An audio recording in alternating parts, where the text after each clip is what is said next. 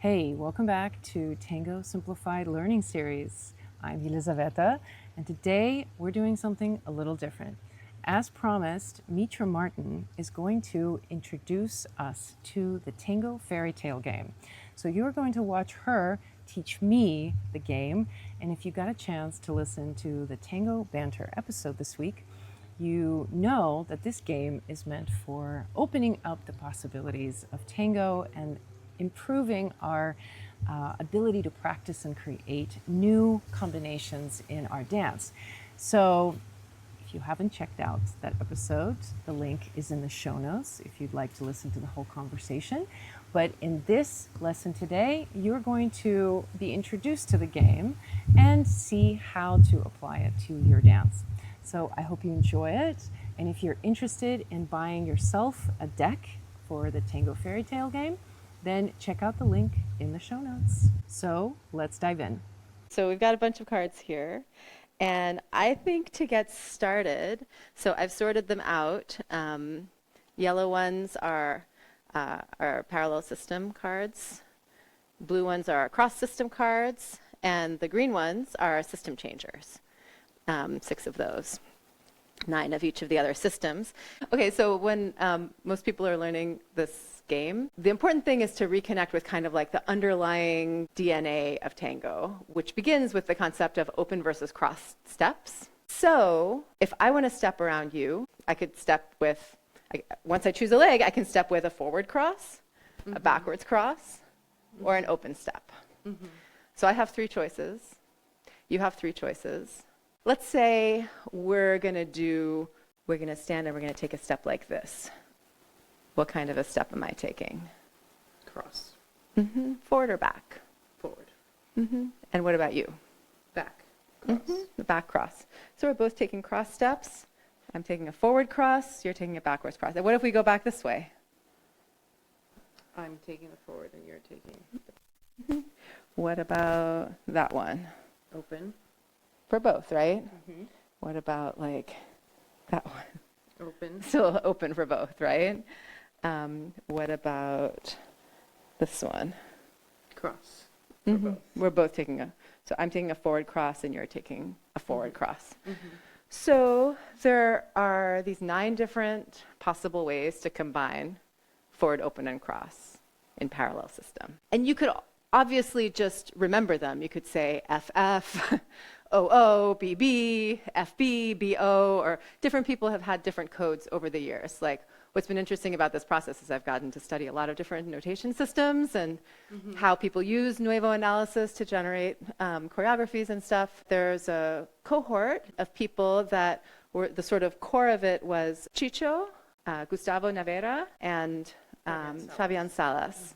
Andres Amarilla was also, part of that group, and several of them really worked on deconstructing tango. And so this concept of like forward, open, and crossed steps and sort of recombining things to generate new material was kind of the underlying research investigation that they did sort of as peers. And they were very self-powered. They didn't really go to teachers to try to understand this stuff. They just kind of investigated it themselves. And so my understanding is anything that kind of like decodes tango down to this idea of crossed and open steps, forwards, opens, and back is built on kind of the DNA of the structure of the turn, is Nuevo Tango, the Molinete as like a combination of crossed and open steps. That is kind of all in the lineage of Nuevo analysis. That's was what influenced me and Dave when we were developing an understanding of this, and we kind of like went to those workshops and really tried to deconstruct things in that way. And we wanted to find a way to make it more fun to actually remember these, because it was kind of a cognitive load to really remember, okay, parallel system, followers going forward, leaders going forward, it's not a Sacata, what is it, We wanted to boil that down to one word. So that's kind of the value of this, is that it compresses a complex tango situation where there's a lot of different things going on into a code where it's like a short word that tells you, first of all, what system you're in, what the leader's doing, what the follower's doing, and whether or not it's a Sacata. Those 4 things are all encoded in the word. So for instance, like this first card that was on top of the deck is this step. So here I'm doing a forward cross and you're doing a forward cross, right? So how could we boil that down to a really simple label? We're just going to use the first letter of the word as code for what the leader is doing. I'm the leader, and we're going to say, like, if the first letter of the word, if the leader is doing a forward cross, then the first letter of the word is an F. Easy, right? If the leader is doing an open step, the first letter is an O. And if the leader is doing a backwards cross, the first letter is a B. The word as a whole tells you what the follower is doing because the number of syllables in the word tells you what the follower is doing. And you just kind of have to memorize this and get the hang of it. Every one-syllable word means that the follower is taking a forward cross. All right? So every time the follower takes a forward cross, it's going to be a one-syllable word. Every time the follower takes an open step, it's going to be a two-syllable word. And every time the follower takes a backwards cross, that's going to be a three-syllable word. This one is fool, which I think is very fun. So we've got fool, fool, fool. But if we rocked back, now it's a whole different world, right? So in this case, the leader, which is me, I'm taking a back step, and you're taking a Back step. So that would be our bartender. So this is, oh, whoops, sorry. This would be our fool, and it rocks back to bartender. It's like an alphabet. So like as you kind of familiarize yourself with it, you kind of create a gestalt for the particular situation, and you attach it to the word, and it kind of makes it easier to remember and learn and practice and stuff. So it doesn't happen right away, and one of the things I found really weird and fun about this is actually that I feel like it kind of collides two parts of the brain that are not used to talking with each other, right? So there's kind of like the embodied, side where we're just like moving and flowing. And then there's also like the analytical side that like puts words and categorizes things. And it kind of smashes them together. And I feel like that's part of what I love about this game is it kind of creates this really strange sensation of trying to bring together like these different parts of your brain that aren't used to speaking to each other. You know what I mean? Yeah. Because you're like categorizing, but you're also trying to move and flow and connect. Each of the cards basically like captures one of these situations. And what's kind of fun is that there's only 24. That's kind of our whole Tango alphabet. So we were doing fool, for instance. It tells you the leader's stepping forward, it's an F. The follower is stepping backwards, it's one syllable, and it's in parallel system. So you'll notice that all of these are human characters, and that is the part of the code that tells you it's a parallel system. We have a different kind of creature for cross system. So like one thing we could do is just choose, 3 of these at random. Let's just kind of put them in a random order, and let's see what that looks like to dance twice in a row. So we've got fisherman, fool, boss. Right? So we know it starts with an F, it's 3 syllables. So we've got our fisherman, and then we've got our fool, and then we've got our boss. Now let's look at the cross system because it's like a different starting point. In parallel system, for the purposes of the game, like if we start on this side, versus if we start on that side, it's totally equivalent. But in cross system, we have like the same different starting point either on this side or on that side. But we still have, each of us, we have 3. And the logic is still the same. So like, let's say we're doing like something like that we do all the time. Remember, in parallel system, the code that tells us it's parallel system is that they're humans. In cross system, they're all animals.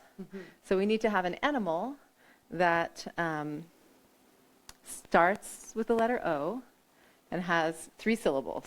That's our octopus. And then like just a little small adjustment is if we start doing this, I'm still taking what kind of steps? Open. So it starts with a, Oh, but now you're taking one syllable step. one syllable step. Exactly.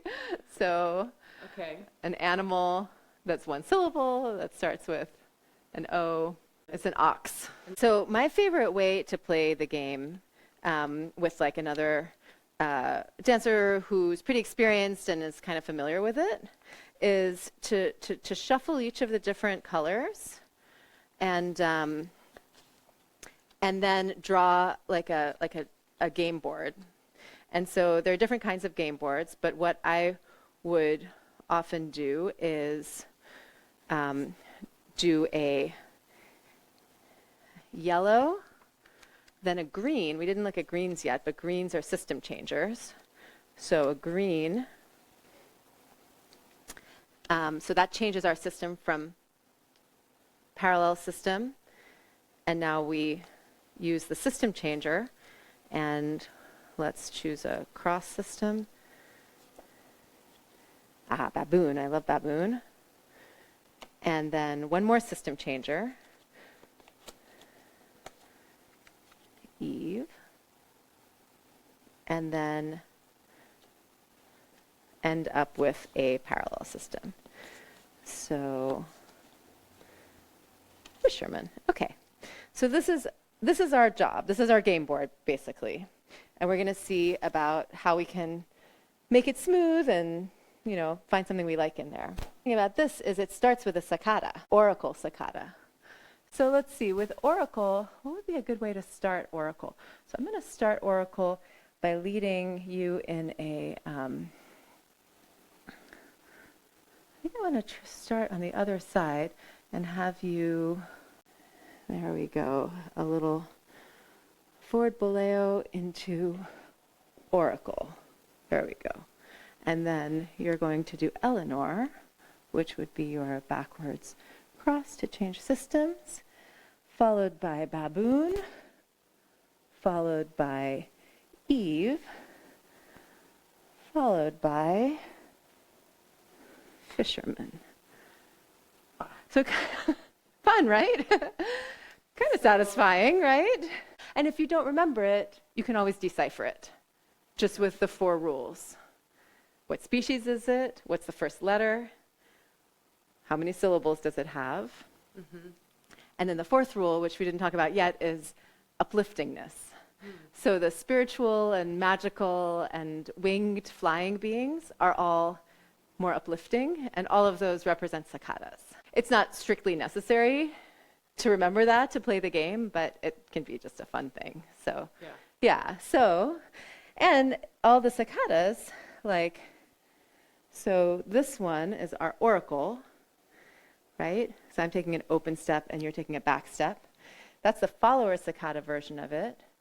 And it would also work as a leader Sacata version if we went like that. So that's a fun thing, is each of the Sacatas can be inflected different ways. Mm-hmm. So we could decide which oracle do we like? Do we want to do it on which side? Does it work better? We could do it this way. And then we could see if that works better with what comes next. So often you go to an advanced workshop and you learn a combination. Yeah. Where did that combination come from? I mean, some combinations have been handed down through the lineage, and there is something really weird and special about them, and you're really glad you learned them from that person, right? Mm-hmm. But some of them are just kind of you changed a forward cross to a backward cross, in a particular place, and we can do that ourselves. We can kind of be empowered to generate our own combinations, if we want to, and that can be really fun. When you're creating, when you're encoding things, you kind of have to decide what things you're going to focus on. Mm-hmm. So the focus of this whole system is forward, open, and backward steps. And I will say, I also find it really a relief to have just 24 situations and be able to play with them. And even within that, there's I think I worked out, there's thousands and thousands of different ways you could even just create 2 or 3 or 4 card combinations. Once you're counting the volume of each step or the direction, the size, or the amount of pivot, or whether it's a followers or a leader Sacata. There's many different modifications. That's the beginning of modifications.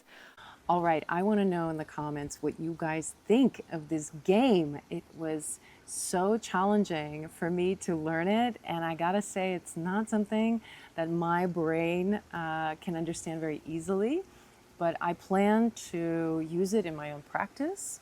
And I'm curious if you're planning to try it out. Let me know in the comments. And if you're interested in checking out the game and buying a deck, just remember, if you use the discount code I'm so Tango at checkout, you'll get $20 off. So check out the link in the show notes if you're interested. And I look forward to seeing you in the next lesson next Saturday. Until then, ciao.